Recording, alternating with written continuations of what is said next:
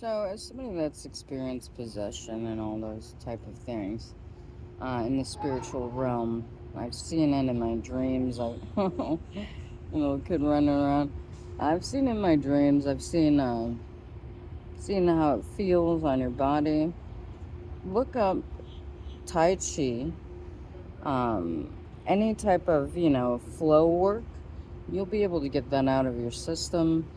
The only way black magic works is if you believe in it. So if it's a Christian concept, by the way. So the devil, Satan, all that kind of stuff, that's Christian. So, if you were Christian in the past, you may be susceptible to the symptoms, but you can feel yourself compared to that. Observe, don't absorb. Observe, don't absorb.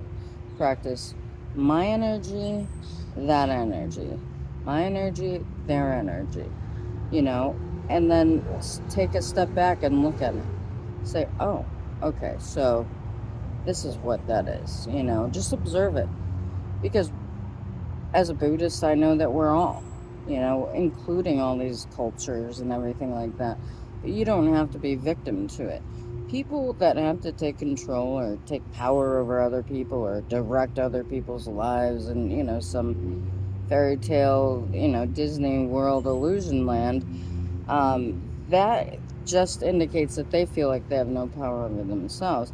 And at the same time, you're getting mad at their younger, child self that created this, insecurity inside of them. So it feels like shit to even be mad at them, even though they're taking advantage of you in some realm that you don't know about. So if you are conflicted, if you're fighting these spiritual things, know that this spiritual thing is just an illusion as well. It's all just an illusion. Buddhism goes really well into it. They carry it with compassion. I did that for a long time. I went into their hearts of these, spirits that were feeling a certain way about me, trying to take over certain things. I went into their hearts and helped heal them. It seemed to piss them off even more, some of them anyways. But yes, we're all dark, we're all light. I don't judge it. And I've seen hearts that were, the shriveled as a raisin, and I still saw them as just as beautiful, just as beautiful. So I don't look at things the way, snooty people who are like, I'm better than you and you're a loser.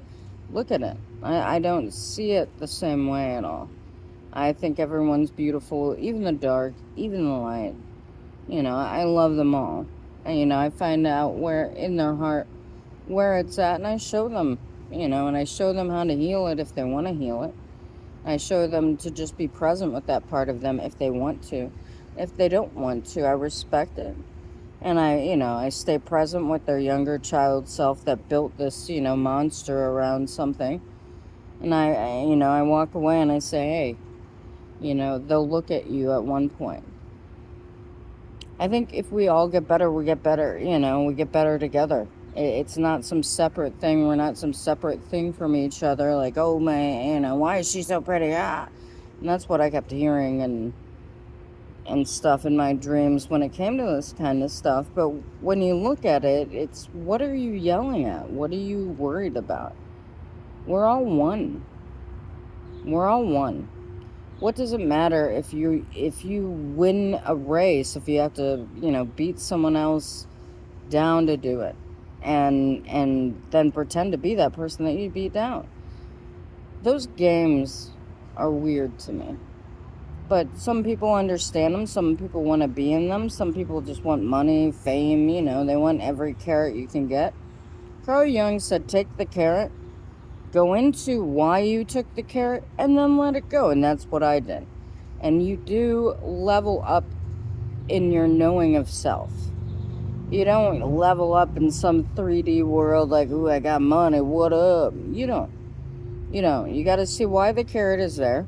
Why is it a trigger? That's the whole reason for these games, in my opinion. They are psychological doors into yourself. And you have all these enemies or whatever in them. And they're just playing a role. They're just playing a role. And they're just showing you how they feel about you, these people that were in your life. And sometimes when you dig deep, it's hard to look at that. But just because somebody feels a certain way about you doesn't mean you didn't have history and you don't love them. You know, you're allowed to love them. You don't have to be around them because now you know that they're toxic, and then you look at the relationship and you're like, holy shit, they were toxic. They were toxic. And that's kind of what spirituality, waking up, kind of reveals, these toxic people. But so what if they're toxic? You were toxic in somebody else's story. If you can make a goalpost, if you can work it out with them, then do it. If you can't, then don't. You know, don't waste your time on it. And if they showed you how they felt about you, and they don't appreciate you and don't respect you, obviously walk the fuck away. Don't stay there. That's not good for your mental health. It's not good for your spiritual health. If you feel like you can't get away from them spiritually, just let it flow through you. Let it come in and out. Breathe it in, breathe it out. Nothing holds you down unless you pay attention to it. That moment of trauma can't hurt you anymore if you don't think about it. And it's not avoiding it. You got to face it first, not to think about it. And, you know, facing it could be forgiving them. Forgiving yourself that allows, you know, for allowing it to happen. It could also just understanding, hey, this happened to me. I'm going to sit with it. I'm going to feel it. And I know that this is a part of me. This is why these things trigger me. And just respect that. And then moving on. When you hold on to things, when you hold on to people, when you hold on to horrible things that were done to you, and you can't look at it and just be an adult about it and compassionate towards yourself and loving towards yourself, and, you know, you don't have to be this perfect angel in the sky. You just got to be yourself. There's no key, no trick, you know, to life. You just got to be yourself. That's it. And you can only be yourself when it comes down to it. These fairy tale, I'm gonna trick it, I'm gonna live this destiny swap and bullshit. It's not real. It's empty bags, empty shells, empty skin. You know, even if it was real, the people that experience it are extremely unhappy because they've lost themselves. When you can never really lose yourself. Not Carl Jung. Well, both Carl Jung and Alan Watts said this. They said, you have to reclaim, you know, you never have to reclaim. By the end of it, you realize you never had to reclaim anything.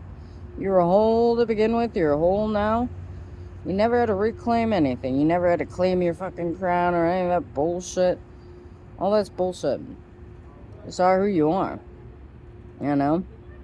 You have the people in your life that you want to have. And the ones that fuck you over, those aren't the people that you want to have. And they don't want to fucking be with you anyways. They fucked you over. They risk that. And for some fucking fairy tale, in some cases. So what? So what? So you lost someone. So they lost you. So you gotta rebuild. So what? The curses, the hexes, all that kind of stuff, that stuff's not real. It's just not real. It's real if you give power to it. I kind of just look at it and like, okay, somebody's pissed off. They're pissed off at themselves. It has nothing to do with you. So don't take it. You just look at it and be like, all right, walk away. Because that's not yours to carry. And you don't have to carry it. You're not their friend anymore if they're fucking around doing that shit. You're not their friend. You don't have to hold their fucking baggage anymore. They don't fucking call you anyways, right? On these, curses and hexes and all that bullshit. They wanted what's yours. They're gonna fight some bullshit fucking, game in the sky that never gives you what you want. It's always a carrot. It's always a carrot you can never get. And that's because you're already whole.